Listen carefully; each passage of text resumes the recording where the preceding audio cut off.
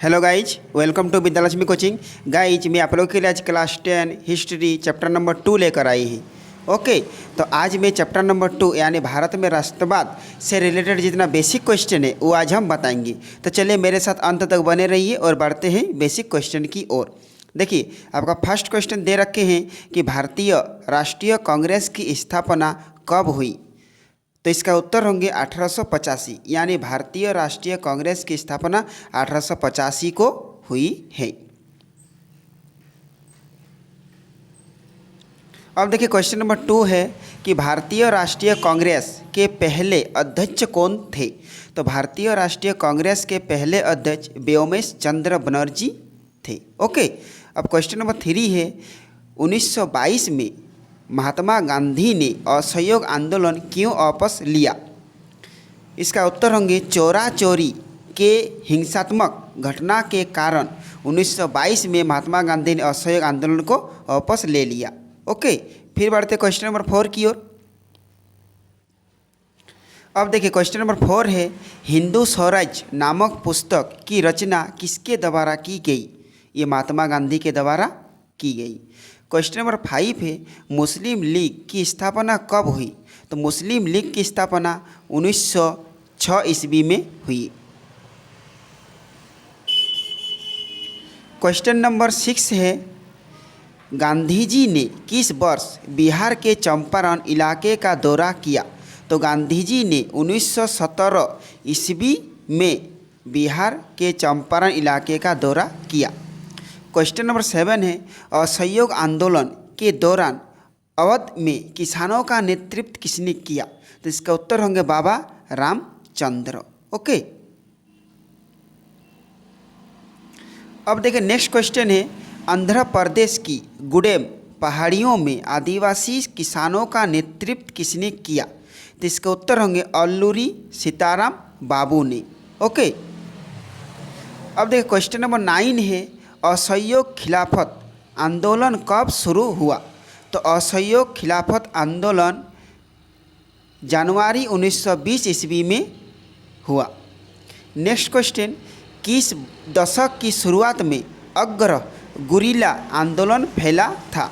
तो 1920 के दशक में गुरिल्ला आंदोलन फैला था। क्वेश्चन नंबर 11 है वंदे मातरम की गति ये गीत किसने लिखा।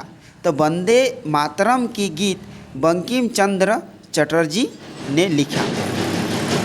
क्वेश्चन नंबर 12 है कि अवनींद्रनाथ ठेकर कौन था। तो ये चित्रकार था। क्वेश्चन नंबर 13 है the folklores of southern India किसने लिखी थी। अवनींद्रनाथ टैगोर ने, जो कि तमिल भाषा में लिखे थे। तो क्वेश्चन नंबर 14 है कि जालियांवाला बाग हत्याकांड कब घटी। तो जालियांवाला बाग हत्याकांड 13 अप्रैल 1919 ईस्वी को बैसाखी के दिन में घटी। अब नेक्स्ट क्वेश्चन असहयोग आंदोलन किसने प्रारंभ किया। तो असहयोग आंदोलन महात्मा गांधी ने प्रारंभ किया। नेक्स्ट क्वेश्चन असहयोग आंदोलन कब से कब तक चला। तो असहयोग आंदोलन 1920 से लेकर 1922 तक चला।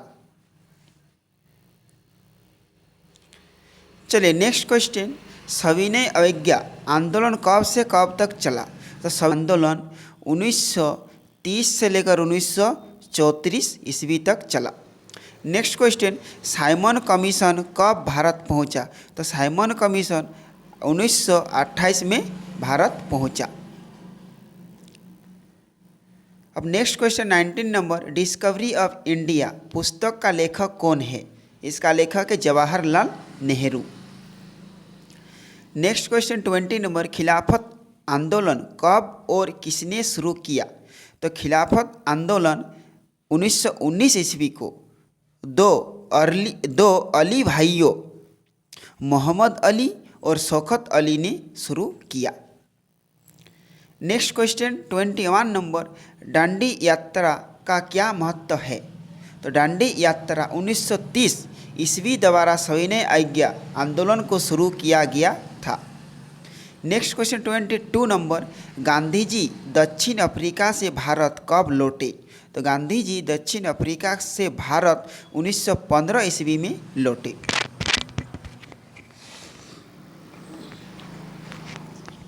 नेक्स्ट क्वेश्चन 23 नंबर, कांग्रेस में समाजवादी विचारधारा लाने वाले दो नेताओं का नाम बताइए। तो दो नेता का नाम जवाहरलाल नेहरू और सुभाष चंद्र बोस। चलिए क्वेश्चन नंबर 24 की ओर बढ़ते हैं कि पाकिस्तान की मांग मुस्लिम लीग द्वारा कब और कहाँ रखी गई। तो इसका उत्तर होंगे 1940 ईस्वी में और लाहौर अधिवेशन में रखी गई।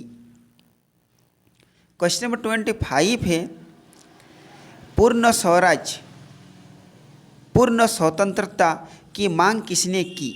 इसका उत्तर होंगे कि भारत में स्वतंत्रता आंदोलन के इतिहास में कांग्रेस के लाहौर अधिवेशन 1919 का विशेष महत्व है। 31 दिसंबर 1929 में लाहौर के कांग्रेस अधिवेशन में पूर्ण स्वराज का प्रस्ताव पास हुआ। इस अधिवेशन के अध्यक्ष पंडित जवाहरलाल नेहरू थे। अब क्वेश्चन नंबर 26, स्वराज से आप क्या समझते हैं। इसका उत्तर होंगे स्वराज का तात्पर्य ऐसी शासन व्यवस्था से है जैसा कि स्वशासी ब्रिटिश उपनिवेशों में स्थापित है। साधारण भाषा में इसका अर्थ स्वराज है। Next 27 number question, Nehru report क्या है या नेहरू रिपोर्ट से आप क्या समझते हैं। तो इसका उत्तर होंगे नेहरू रिपोर्ट 10 अगस्त 1928 को प्रस्तुत की गई। इसने भारत को एक राष्ट्र का दर्जा देने, संसदीय प्रणाली का गठन करने तथा मूल अधिकारों पर जोर दिया गया। क्वेश्चन नंबर 28, पिकेटिंग से आप क्या समझते हैं या पिकेटिंग क्या है। इसका उत्तर होंगे प्रदर्शन या विरोध का एक ऐसा स्वरूप जिसमें लोग किसी दुकान, फैक्ट्री या दफ्तर के भीतर जाने का रास्ता रोक लेते हैं, उसे पिकेटिंग कहा जाता है। नेक्स्ट 29 नंबर, चौरी चौरा कांड क्या है। यह एक स्थान है जहां 1922 ईस्वी में सरकार के विरुद्ध सभा हो रही थी। छेड़खानी की कोई बात न होने पर भी पुलिस ने गोलियां चला दी। गुस्से में लोगों ने पुलिस स्टेशन में आग लगा दी जिससे 22 पुलिसकर्मियों की मृत्यु हो गई। गांधी जी ने यह आंदोलन वापस ले लिया। ओके, चलो नेक्स्ट क्वेश्चन 30 नंबर कि बहिष्कार आंदोलन का क्या अर्थ है। इसका उत्तर होंगे बहिष्कार का अर्थ विदेशी वस्तुओं का बहिष्कार किया जाए तथा उनके स्थान पर अपने देश की वस्तुओं का प्रयोग किया जाए। अब देखो नेक्स्ट क्वेश्चन 31 नंबर, 1920 के असहयोग आंदोलन के बारे में आप क्या समझते हैं। तो इसका उत्तर होंगे भारतीय राष्ट्रीय कांग्रेस द्वारा असहयोग आंदोलन सन 1920 में प्रारंभ होकर 1922 को समाप्त हुआ। इसके प्रभाव निम्न है और नंबर वाइज देकर लिखना है। देखिए फर्स्ट नंबर, इस आंदोलन से जनता में नया उत्साह उत्पन्न हो गया। नंबर 2, हिंदू मुस्लिम मिलकर अंग्रेजों के विरुद्ध लड़ने लगे।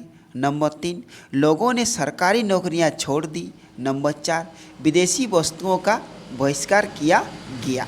ओके, ये है 1920 के असहयोग आंदोलन के प्रभाव। चलिए अब बढ़ते नेक्स्ट क्वेश्चन। देखो नेक्स्ट क्वेश्चन 32 नंबर, असहयोग आंदोलन प्रारंभ करने के पीछे क्या कारण थे। तो इसका उत्तर होंगे महात्मा गांधी ने सन 1920 में ब्रिटिश सरकार के विरुद्ध एक आंदोलन चलाया जिसे असहयोग आंदोलन कहते हैं। अब आते इन आंदोलन का मुख्य कारण क्या है। तो वन पर अगर आप छोड़ के लिखना है इन आंदोलन के मुख्य कारण और डैश देकर लिखना है नंबर वाइज।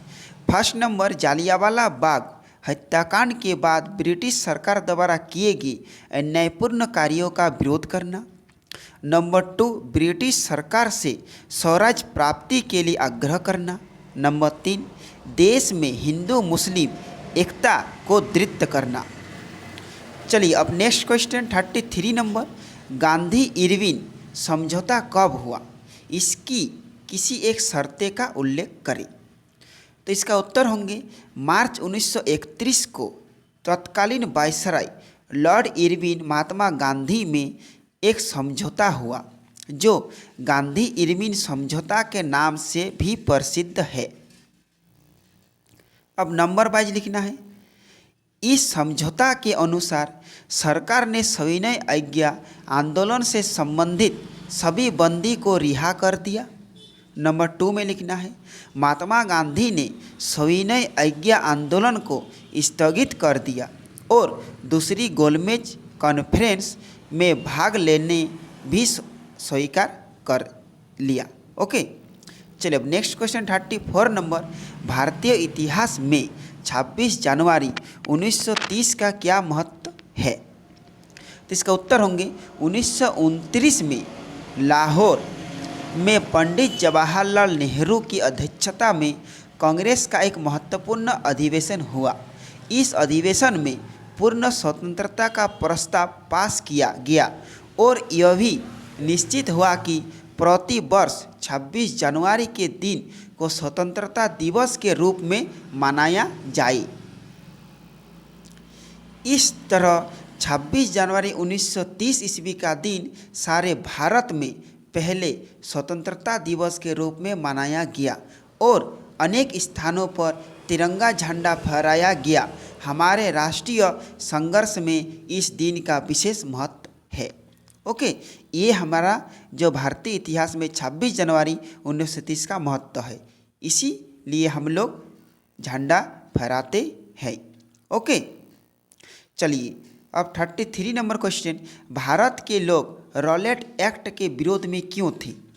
आप लोग क्वेश्चन देकर लिख सकते हैं कि भारत के लोग रॉलेट एक्ट के विरोध में इसलिए थे क्योंकि डैश देने के बाद नंबर वाइज लिखना है। यह कानून काला कानून था। नंबर 2, इस कानून के अंतर्गत किसी को लंबे समय तक जेल में डाला जा सकता था। नंबर 3, विश्व युद्ध के बाद इसे खत्म करना था पर सरकार ने इसे बनाए रखा। इसका विरोध आम जनता ने किया। चलिए अब नेक्स्ट क्वेश्चन, सत्याग्रह के विचार का क्या अर्थ है या सत्याग्रह के विचार से आप क्या समझते हैं? इसका उत्तर होंगे, आप लोग क्वेश्चन देकर लिख सकते हैं कि सत्याग्रह के विचार का अर्थ निम्नलिखित है और नंबर वाइज लिखना है। फर्स्ट नंबर लिखना है कि सत्य की शक्ति पर आग्रह और सत्य की खोज पर जोर देना से है। नंबर 2 में लिखना है प्रतिशोध या बदले की भावना के बिना संघर्ष करना से है। नंबर 3 में लिखना है अहिंसा के बल पर संघर्ष करना। नंबर 4 में लिखना है उत्पीड़क शत्रु को नहीं बल्कि सभी लोगों को हिंसा की अपेक्षा सत्य को स्वीकार करने पर विवश करना। गाइज, यहीं पर आपका चैप्टर 2 का जितना बेसिक क्वेश्चन है समाप्त होते हैं। इसी तरह के वीडियो को पाने के लिए मेरे चैनल को सब्सक्राइब कर ले। ओके, तो यहीं आज ख़त्म करते हैं, फिर मिलेंगे नेक्स्ट वीडियो में। तब तक बाय।